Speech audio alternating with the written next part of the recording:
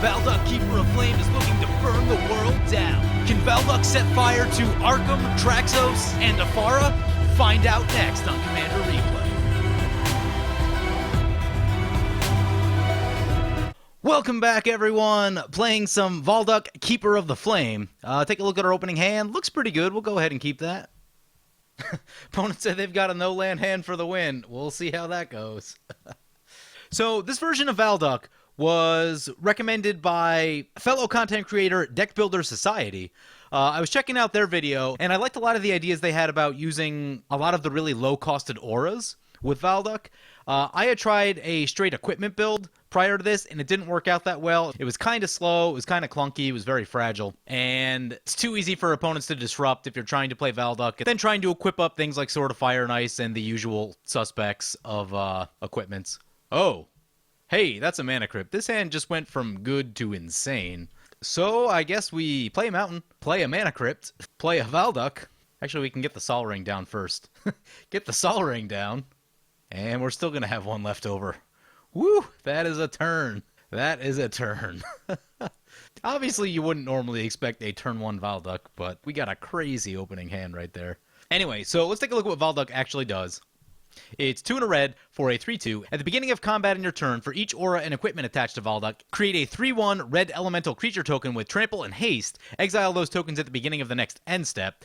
So basically we want to jam as many auras and equipments on the Valduk as we can, and then we're going to get a bunch of tokens. Then we're going to turn all those tokens sideways and try to get in for big damage really early into the game. Decks like this are always going to be susceptible to removal, which is not great. Swords the Plowshares would just, like, destroy our soul. That's something you have to be careful of with these kind of decks. But if opponents are skimping on removal, and you can fly under the radar for a little while, they're going to be eating huge amounts of damage before they ever really get going. And like I said, this version of the deck was taking a lot of notes from the video that Deck Builder Society did on Valduk. He did it on a $50 budget, which is just crazy. He was doing a super budget commander series, so I'll link that video below. You guys should definitely check that out. I've tried building on a budget before, and it is extremely difficult, especially $50. I've been able to build a few budget decks around $100, but man, I can't even imagine trying to build a deck on $50. It just, whew, it is difficult. Anyway, back to our turn. We get a mana crypt trigger.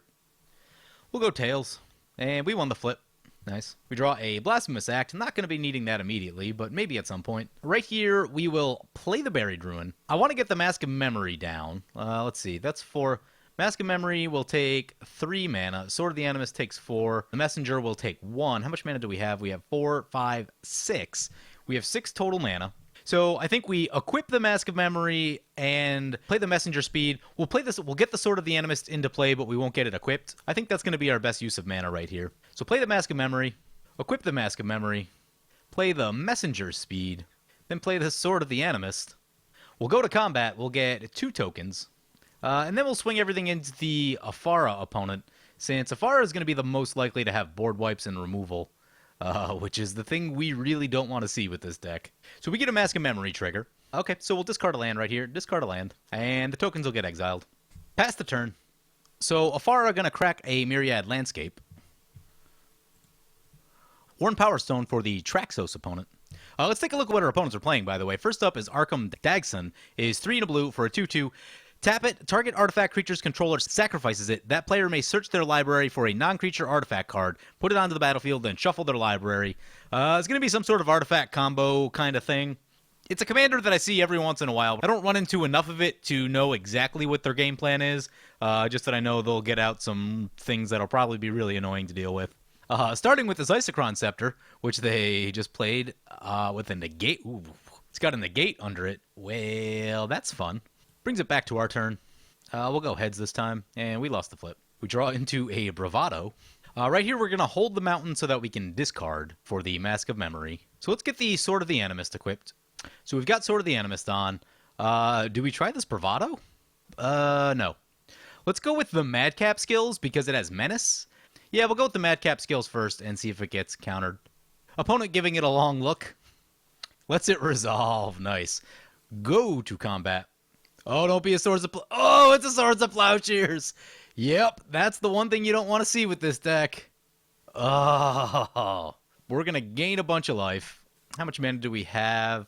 Guess that means we play the mountain right here. And pass the turn. Ooh, yep. That is the problem with this style of deck. Ephara coming in for our opponent. And a Mist Meadow Witch.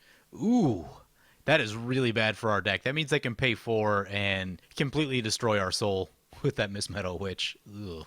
I mean, if enough creatures come down, we can lay down this Blasphemous Act, and that'll take care of the Witch. It'll also take care of Arcum Dagson's mana. I mean, it's turn 4, and they've only played 1 land, so they would be hurting real bad if we did that. Continuing on our opponents, second up we have Traxos Scourge of Cruge, is 4 for a 7/7 trample. It enters the battlefield tapped and doesn't untap during your untap step. Whenever you cast a historic spell, untap Traxos. Interesting. Haven't seen Traxos yet, so I'm not entirely sure what it's capable of, but I'm sure we're about to find out. And opponent's got a Sword of Light and Shadow. And finally, our last opponent is Ephara, God of the Polis. 2 white-blue for a 6/5 indestructible, is not a creature. If your devotion to white and blue is less than 7, at the beginning of your upkeep, if you had another creature enter the battlefield under your control last turn, draw a card. So probably going to be a blue-white control deck. Mana Crypt trigger for the Arcum Dagson, loses the flip, goes down to 34. Joyra's Familiar, 4. Historic spells you cast cost 1 less. Ooh. Oh, that's a Spellskite. Spellskite is so incredibly bad for us. That Blasphemous Act is starting to look really good. There's a World at War. Might take us a little while to get there, but if we can get that with some equipments on, we can punch out some real big damage. Yeah, I think it just has to be Blasphemous Act. Spellskite can keep us from equipping anything onto Valduk, and this Mist Meadow Witch is also really bad news for us. The Etched Champion unfortunately has protection from all colors, so that will survive, but not much we can do about it. So play the Blasphemous Act. Opponent's going to try to Spellskite the Blasphemous Act? Yeah, I don't think it works like that. Boom! So, clearing out all the problematic creatures with the exception of this Etched Champion. Arcum Dagson now has basically no mana. And we got rid of that Mist Meadow Witch, which was also going to be a problem, and the Spellskite, which was going to be a problem. Unfortunately, we are 1 short of recasting our commander this turn. There's an Aetherling for the Ephara opponent. Yeah, that thing can be pretty annoying. We had a bad experience with Aetherling when we were playing the Balan Wandering Knight deck. So Ephara's going to get to draw another card. Sword of Feast and Famine for the Traxos opponent. Going to equip up the Light and Shadow. Going to equip up the Feast and Famine. Now they've got a 6/6 protection from all colors. Please don't come our way. Oh, it's coming our way. Oh, that's not good. Oh, so opponent's going to hit us with the Sword of Feast and Famine and the Light and Shadow. Light and Shadow only going to gain them some life. But Feast and Famine will make us discard, which is a big problem. I'm going to keep the World at War because World at War can do a lot of crazy damage for us. It's much slower. Bravado is nice, but I think the World at War has just got a little bit more power to it. Oracle's Vault for the Traxos opponent. Back to our turn. Mana Crypt flip. We will go Tails. We won the flip. There's an Impact Tremors. Cast our commander. We'll put the Sword of the Animist on Valduk. I don't want to run the Impact Tremors out there because opponent still has the negate under Isochron Scepter. We're going to attack opponent since they hit us real hard with the Etched Champion last turn. Also, they're at 43. So opponent goes down to 40. Token will exile, and we will pass the turn. Sacred Mesa for our opponent. At the beginning of your upkeep, sacrifice Sacred Mesa unless you sacrifice a Pegasus. Pay 2, create a 1/1 white Pegasus creature token with flying. Good token maker. Will allow Ephara to draw like crazy. Now the problem is Ephara and Arcum both have lots of open mana, which is not great. Lots of things that can go wrong. Traxos coming into play. Comes into play tapped. So the Etched Champion going to go with the Arcum Dagson. Sounds good to me. Opponent's going to get 2 triggers. They're going to get the Feast and Famine and the Light and Shadow. Still no creatures for the Light and Shadow, but they will get Feast and Famine. Ooh, Mystifying Maze. Mystifying Maze would be really bad against our commander. Turns out that there are a lot of cards that are bad for a fragile Voltron commander. Traxos still at 43. Going to use the Oracle's Vault. Infiltration Lens for our opponent. Huh, that's an interesting card. That's a card that I should consider for this deck. Opponent taps out their Mystifying Maze for a Hedron Archive. That is good news for us. Opponent's going to create a Pegasus. Mana Crypt flip for the Arcum opponent. They lose it again, down to 20. Opponent plays an Ornithopter. And scoops it up. Yeah, that's what happens when you keep a 1-land hand. Regardless of how many mana rocks may be in there, when you keep a 1-land hand, things can go wrong very easily. Anyway, that'll bring it back to our turn. And that's actually really good news because now we don't have to worry about that negate under the Isochron Scepter. So we should actually be able to get some interesting cards into play this turn. We'll go heads. Lost the Mana Crypt flip. There's a Hammer of Nazan. It's actually really interesting. How much mana do we have? We have 4, 5, 6, 7. 7 total mana, which means we could go World at War, Impact Tremors, but that doesn't seem like it gets us a ton. I really want to get some card draw going with the Mask of Memory, but there's tokens everywhere. Okay, I know what we do. We're going to wait on the World at War. We're not quite ready for that yet. Get the Impact Tremors down. Get the Hammer of Nazan down. Equip the Mask of Memory. We get a bunch of Impact Tremor triggers. And then we will turn everything sideways at the Ephara opponent. Very little of this will actually get through, but it will get us the Sword of the Animus trigger. So we'll get a mountain. So opponent takes a little bit. They go down to 21. They're going to ponder. Opponent's going to make another Pegasus. It's going to be interesting to see what Traxos does right here.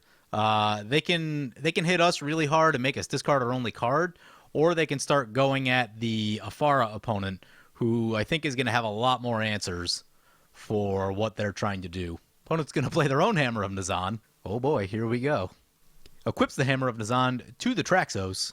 I would take the hit from Traxos. I really don't want to get hit with the Sword of Feast and Famine. That's the one that I really don't want to see. Opponent's going to equip the Light and Shadow onto the Traxos. Got 12 power. Can't take too many hits from that. 2 hits and you'll be dead. Oh, crap. Opponent's sending the Etched Champion at us, so that's going to get rid of our World at War. That's the card that we probably needed to really kind of have a chance here, but let's see what Ephara's got.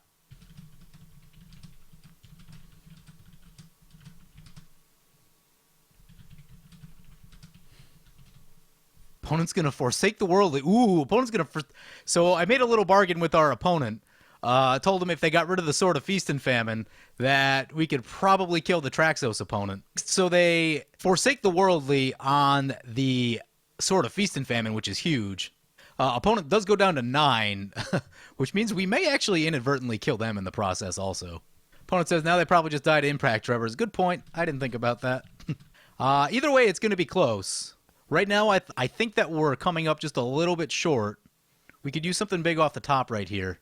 That's a Tooth and Claw. That's not exactly what we're looking for, although maybe that can get us there with the Impact Tremors. How much? Actually, I don't think we have enough mana to do both. So that's 4, 7, 8. We have 8 mana. Ah, crap. We would need 9 to get that Tooth and Claw down. Well, I guess we can get the Tooth and Claw down in the second main if things go well. So... play World at War, go to combat, get the Valduk trigger. So we get 3 Impact Tremor triggers, send everything at the Traxos, get a Sword of the Animus trigger, get a mountain, hit Traxos, get a Mask of Memory trigger. Did not catch a land in there. Vicious Shadows, you say. Mob Mentality. Discard the Mob Mentality. Seems like the least useful. Actually, no, maybe the Mob Mentality was the right call. Well, I guess we'll have to see. Go to our second combat phase. More Impact Tremor triggers. Send everything back at the Traxos. Another Sword of the Animus trigger. Boom! Traxos goes down.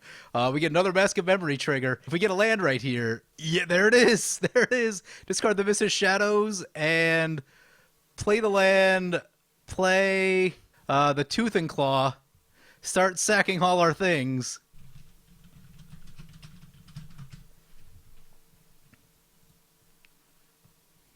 Boom! Wow. That's what we call politicking our way to a victory, because if we get hit with that Feast of Famine right there, none of that happens. And we probably just died at Traxos really quickly after that. So the lesson there is that if an opponent offers you a deal, it may not be the best thing for you. You don't necessarily need to accept their deal. It may not be the best thing for you. I didn't actually realize that opponent's life would be that low. I wasn't really running the combat math. Didn't realize how close to that Impact Tremors they would actually be. Man, I didn't think there was any chance we were going to get there. After that first Swords of Plowshares and losing all of our good auras, really didn't think we had any shot. Especially after the Feast and Famine hit. Getting hit with Feast and Famine just is a killer. While we're here, let's take a quick peek at this deck list, because it's fairly unique in that the bulk of this deck is at 1 and 2 mana, and there's a handful of things at 3 and 4, 10 cards each at the 3 and 4 slots, and then almost nothing at 5 mana or higher. Only the World at War, Warstorm Surge, Dictate, things that really allow us to pump out a bunch of damage. And a Blasphemous Act just to make sure that we have some kind of removal in our deck. So Valduk, it's an interesting deck. It's an interesting playstyle. It's a very fragile playstyle. You saw what one removal spell can do. It just sets us back so far. Another removal spell, and we probably just end up doing nothing throughout the game. So it's interesting, it's fun, it's exciting because everything's happening very quick. But the second you run into removal, life starts to get bad. But if you are on a budget, I do recommend checking out Deck Builder Society's video on building a super budget Valduk Keeper of Flame, as I think they did a really good job with card choices while staying in the budget. But yeah, so this deck probably isn't going to fare super well against higher power decks and or decks that are sporting a lot of removal. Something like a mono black opponent is probably the last thing that you want to see because it's just going to be board wipes, things like that. That's just not where you want to be. Blue white is probably the next thing that you don't want to see. You really want like green decks that aren't looking to interact all that much, but you do also run the risk of sometimes the green deck can just go bigger than what you're doing. If they get like an early Avenger of Zendikar, then you might be in trouble. So interesting style of play. It's not going to be the most consistent. We had a crazy opening hand with Sol Ring and Mana Crypt and getting a turn 1 Valduk, so I wouldn't necessarily expect that to happen every time. But yeah, interesting commander, can do some fun stuff, but is also really fragile. Anyway, hope you guys enjoyed the video. As always, feel free to comment, like, or subscribe. Thank you for watching.